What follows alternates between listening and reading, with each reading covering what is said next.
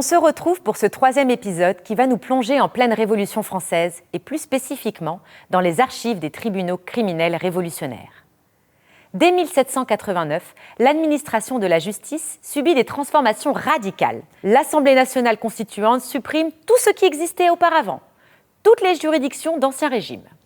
De nouvelles figures et de nouvelles instances apparaissent dès 1790. Au civil, on crée les juges de paix et les tribunaux de district. Au pénal, on a la police municipale, les tribunaux de justice correctionnelle et les fameux tribunaux criminels départementaux. Au sommet de tout ça, la Cour de cassation.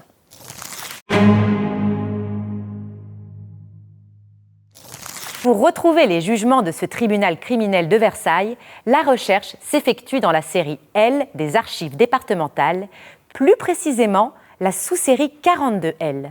Vous pouvez consulter l'inventaire sur le site des archives.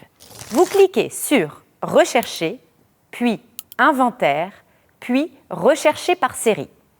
Après avoir déplié les sections « Séries révolutionnaires et modernes », puis « Administration et tribunaux révolutionnaires », vous accédez au fonds judiciaire et enfin au tribunal criminel de Seine-et-Oise.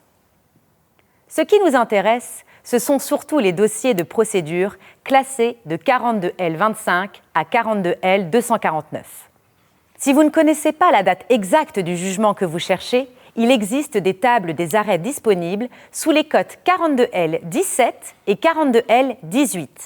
Pour une recherche thématique en ligne, vous pouvez aussi utiliser le champ « Recherche libre » avec des mots-clés.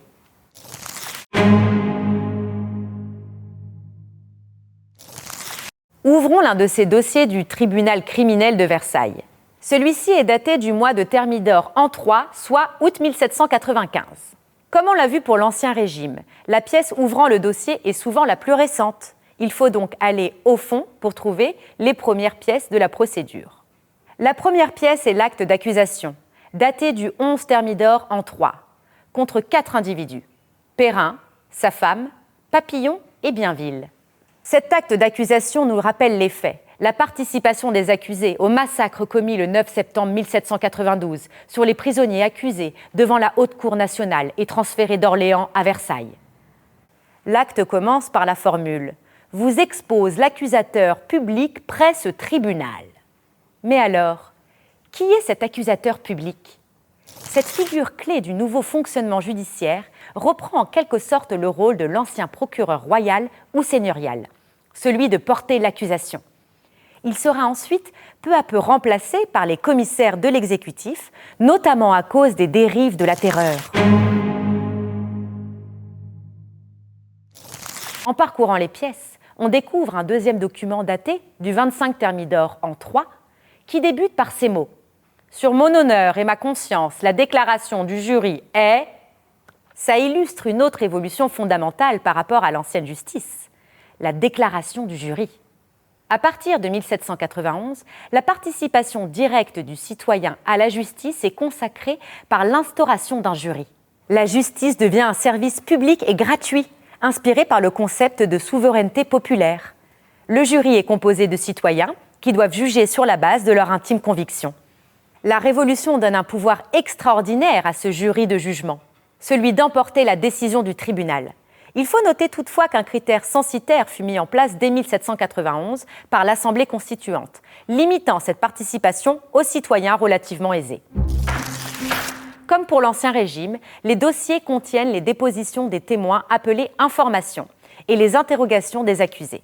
Mais, contrairement à l'ancienne justice, il est désormais reconnu aux accusés le droit à un défenseur à titre gratuit. Un exemple.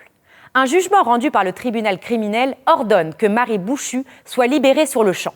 Son défenseur officieux, Villain, profite du décret d'amnistie des crimes révolutionnaires de Brumaire en 4 pour obtenir la libération et l'annulation des charges. Le tribunal criminel départemental sera supprimé en 1811, remplacé par la cour d'assises créée par Napoléon Ier. Ces archives offrent une ressource incroyablement riche pour comprendre un moment fondateur de notre justice moderne. Elles nous permettent de voir l'impact des événements révolutionnaires sur le fonctionnement social et sur les opinions de l'époque. En se penchant sur les décisions des jurys, on peut par exemple s'interroger sur l'implication du citoyen dans l'exercice de la justice et la façon dont il inscrivait sa décision dans le cadre politique de son temps.